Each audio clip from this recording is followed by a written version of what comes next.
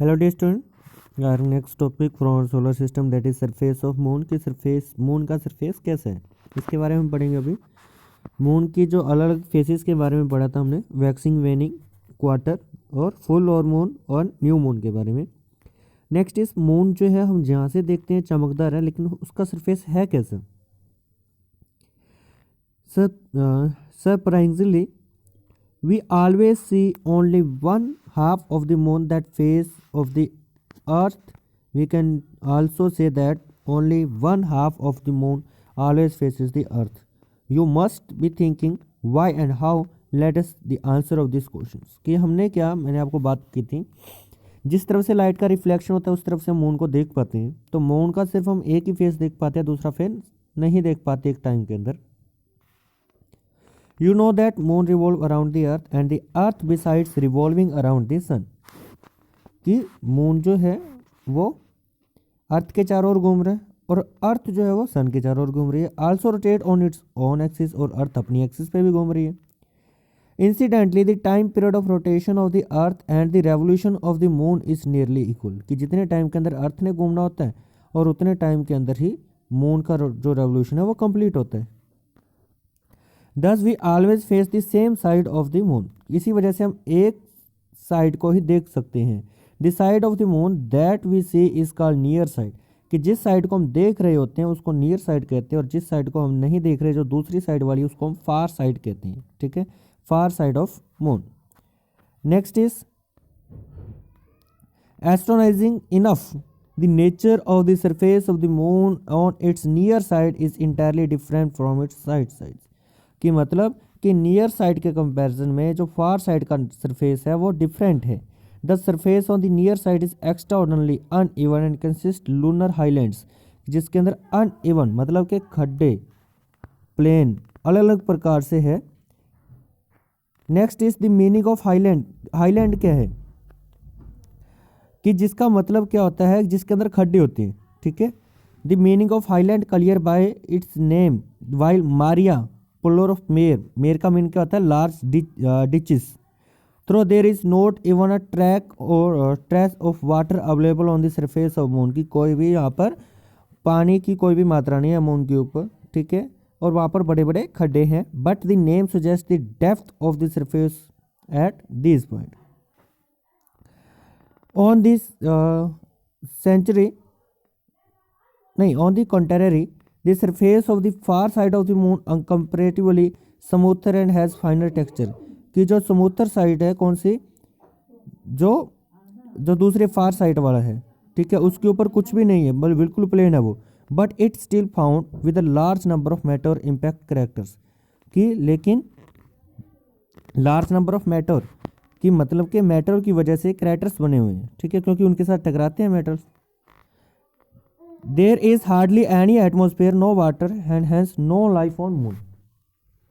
सो कि इसी वजह से क्या है कि मून के ऊपर कोई भी लाइफ नहीं है। Twinkle twinkle little star how I wonder what you are, ये जो है राइम्स जो आपने नर्सरी केजी के अंदर आपने पढ़ी होंगी। Each of you has spoken these lines so many times in every school days that probably word wonder has lost its meaning within the lines. Stars are actually the most wonderful object in the night sky. Through it look at good number of stars in the night sky. कि stars are actually the most wonderful object। कि night sky के अंदर stars जो हमें सबसे चमकदार लगते हैं। ठीक है, अब चमकदार लगते हैं तो क्यों, अब ऐसा क्या है उसके अंदर। थोड़ा दी look the good number of stars in the sky, कि अगर हम बहुत सारे नंबर्स को देखते हैं, बहुत सारे स्टार्स को देखते हैं स्काई के अंदर। You have wait for the dark, आप जो है डार्क को देखते हो, डार्क का वेट करते हो कि रात का अंधेरा हो, क्लियर नाइट हो, preferably away from the pollution of A city. कि मतलब कि ये सिटीज के पोल्यूशन से बाहर हो, क्योंकि पोल्यूशन होगा तो हम स्टार अच्छे से दिखाई नहीं देंगे। So try to any variation of colour of the star, brightness of star, size of star. कि ट्राई टू नोट, कि जो भी आप नोट करना स्टार्ट कीजिए कि क्या क्या स्टार के अंदर हो रहा है, उसका कलर कैसा है, उसकी ब्राइटनेस कैसी है, साइज कैसा है स्टार्स का। Also that are there any bright star like object which do not twinkle, कि ऐसा कोई ब्राइट स्टार है जो ट्विंकल नहीं करता।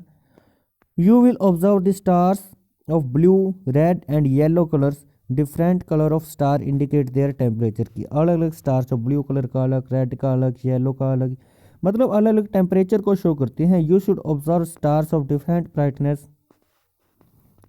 एंड साइजेस, कि यू वुड ऑब्जर्व, कि आप ऑब्जर्व करोगे कि the stars of different brightness, की जो स्टार्स है अलग अलग ब्राइटनेस वाले, अलग अलग साइज वाले हैं।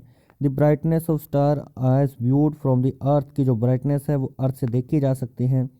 Affected by amount of pollution of earth atmosphere, कि वो जो ब्राइटनेस है अर्थ के एटमोसफेयर से थोड़ी इफेक्ट हो सकती है।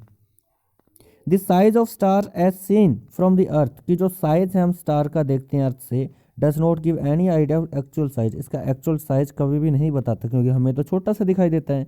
Star are very huge enormously hot and glowing object, star जो है बहुत ही बड़े होते हैं और बहुत ज़्यादा गर्म होते हैं, और जिसकी वजह से वो ग्लोइंग ऑब्जेक्ट मतलब कि वो जलते रहते हैं, ग्लो करते हैं, प्रकाश पैदा करते हैं। There is small size is just because of extraordinary large distance between the stars and the earth, ये छोटा साइज हमें क्यों दिखाई दे रहा है, क्योंकि ये हमारे से बहुत ज़्यादा दूर है।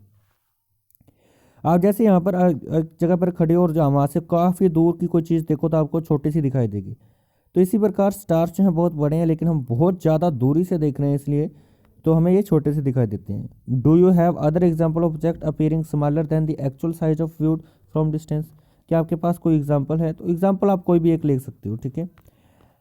Recall you have study the earth rotate on it's on axis, कि आपने ये चीज़ पढ़ी है कि अर्थ अपनी एक्सिस के ऊपर घूम रही है। Also recall when you travelled by train last time, कि आप जो देखो जब आप ट्रेन से गुजर रहे थे लास्ट टाइम, ट्रेन में गए थे, you must felt the poles field trees houses, आपने देखा होगा कि जो ट्री फोल्ड्स होंगे वो भी वहाँ पर कि उसकी डायरेक्शन होगी कोई ना कोई, जैसे आपकी ट्रेन आके जा रही है तो जो भी ट्री होगा या कोई भी चीज़ स्टेशन होगा वो आपको पीछे की तरफ जाता हुआ दिखाई देगा, मूव बैकवर्ड, ठीक है। That is the direction of movement of the object outside the train, कि ये क्या है, डायरेक्शन है उस ऑब्जेक्ट की आउटसाइड द ट्रेन, कि ट्रेन के बाहर जो कि पीछे की तरफ जा रही है। Similarly, since the earth rotates from west to east, the stars appears move in the direction of east to west, कि जैसे देखो इस ट्रेन आगे चल रही है तो पोल हमें पीछे जाते हुए दिखाई देते हैं, वैसे ही अर्थ वेस्ट टू ईस्ट दिखाई देती है, इसलिए जो हमें सूरज है या फिर जो भी चीज़ है स्टार्स हैं वो हमें ईस्ट टू वेस्ट जाते हुए दिखाई देते हैं। तो ये तो हो गया था हमारे स्टार्स के बारे में। नेक्स्ट हम पढ़ेंगे सन के बारे में। अब सन हमारा क्या है? सन भी एक स्टार है। Our sun is just a medium-sized star like many other others. It appear much bigger and different because कि जो स्टार्स जो है, जो सन है वो भी मीडियम साइज स्टार है, वो भी हमें दिखाई देता है, लेकिन वो हमें बहुत बड़ा दिखाई देता है। क्यों? क्योंकि दूसरे स्टार्स के कंपैरिजन में is much closer to our sun as compare to any other stars, कि जो सन जो है वो हमारे बहुत ज़्यादा क्लोज में है दूसरे स्टार के कंपैरिजन में।